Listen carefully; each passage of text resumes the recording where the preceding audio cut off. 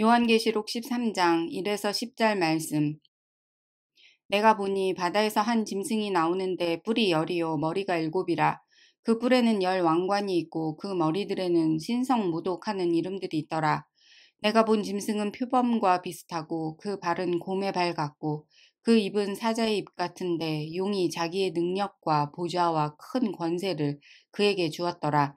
그의 머리 하나가 상하여 죽게 된 것 같더니 그 죽게 되었던 상처가 나음에 온 땅이 놀랍게 여겨 짐승을 따르고 용이 짐승에게 권세를 주므로 용에게 경배하며 짐승에게 경배하여 이르되 누가 이 짐승과 같으냐 누가 능히 이와 더불어 싸우리오 하더라. 또 짐승이 과장되고 신성 모독을 말하는 입을 받고 또 42달 동안 일할 권세를 받으니라. 짐승이 입을 벌려 하나님을 향하여 비방하되 그의 이름과 그의 장막 곧 하늘에 사는 자들을 비방하더라.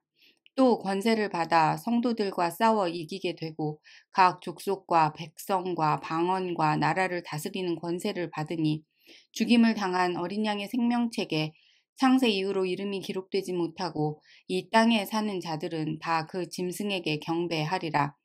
누구든지 귀가 있거든 들을지어다. 사로잡힐 자는 사로잡혀 갈 것이요 칼에 죽을 자는 마땅히 칼에 죽을 것이니 성도들의 인내와 믿음이 여기 있느니라. 아멘. 요한계시록은 묵시문학으로 분류되는 문학 장르에 속합니다.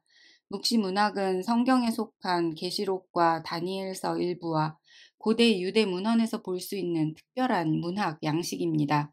종말, 심판, 하나님 나라의 완성을 상징적이고 시각적인 이미지로 묘사하는 것이 특징입니다. 묵시란 계시하다, 드러내다 라는 의미임에도 불구하고 오늘 본문 계시록 13장 안에 나오는 숫자들을 포함해 기독교의 역사 내내 감추어진 비밀처럼 여러 해석으로 우리들의 궁금증을 자극합니다. 그러나 분명한 것은 하나님께서 구원하신 자녀들에게 전하고자 하시는 의미는 단 한순간도 변함없이 일관되게 사랑에 근거한 온전한 구원의 역사입니다.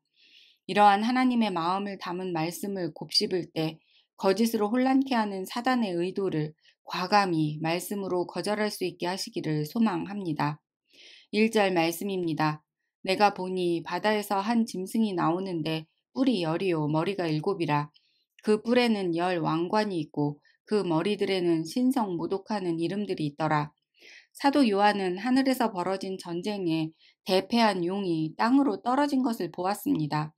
이어 혼란한 세상을 상징하는 바다 한가운데서 용과 또 다른 짐승의 출현을 목도합니다. 뿔과 머리가 많은 짐승으로 표현된 악의 세력을 앞세워 이미 패배한 전쟁을 이어가려는 사단의 끈질김은 우리를 더욱 공포스럽게 합니다.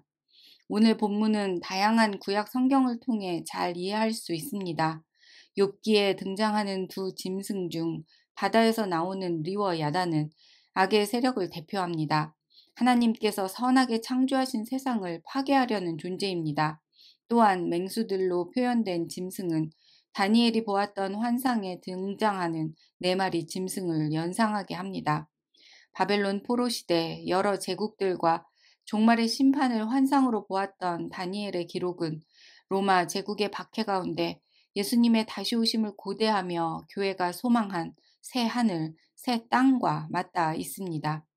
고통받는 성도들에게 하나님의 심판은 유일한 구원의 방편이 된다는 것을 지금 사도 요한은 생생하게 보고 있습니다. 이미 하늘 전장에서 패한 사단은 하나님의 걸작품인 피조 세계에 흠집이라도 내려고 거짓을 포기하지 않습니다. 3절 말씀입니다. 그의 머리 하나가 상하여 죽게 된 것 같더니 그 죽게 되었던 상처가 나음에 온 땅이 놀랍게 여겨 짐승을 따르고 예수님의 다시 오심을 간절히 기다리는 성도들을 미혹하려고 예수님의 부활을 거짓으로 흉내냅니다. 거짓 교사들에 대한 예수님과 사도들의 경고가 복음서와 서신서 곳곳에 기록된 이유입니다. 복음이 전해진 후 대한민국에서 활동하는 예수만도 50여 명에 이른다는 이야기가 있으니 마지막 때의 혼란은 성도들에게 큰 타격을 줄만 합니다. 특히 거짓 교사들이 가장 많이 인용하는 성경이 계시록인 것을 경험한 교회들로서 우리는 더욱 성경을 철저히 연구하고 바르게 읽어야 할 책임이 있습니다. 5절 말씀입니다. 또 짐승이 과장되고 신성 모독을 말하는 입을 받고 또 42달 동안 일할 권세를 받으니라. 거짓 교사들의 입은 과장된 자기 과시와 지존하신 하나님을 모독하는 말로 가득합니다. 그들은 신앙을 종교화하고 세력화하고 금권화하는 짐승이 되고 맙니다. 자신의 아들이 모욕적인 십자가로 나아가 택한 죽음을 허락하시면서까지 이루어내신 어린 양의 역사를 모독하는 그 입을 하나님께서 마지막 때에 심판으로 답하실 것임을 성경은 분명하게 말합니다. 영원한 생명을 선물로 받은 성도들이 42달로 상징된 유한한 시간을 견딜 수 있도록 친히 돌보실 것입니다. 거짓은 반드시 끝이 있습니다. 거짓은 거짓으로 그 끝을 폭로하여 자멸에 이르게 하시기 때문입니다. 오직 참된 생명만이 영원을 향해 나아가도록 죽음을 이기신 모든 사람을 위한 단 한 분이 영원한 생명을 우리에게 선물로 주셨습니다. 귀를 활짝 열어 다시 듣기를 원합니다. 사로잡힐 자는 사로잡혀 갈 것이요 칼에 죽을 자는 마땅히 칼에 죽을 것이니 성도들의 인내와 믿음이 여기 있느니라. 누구든지 귀가 있거든 들을지어다. 아멘.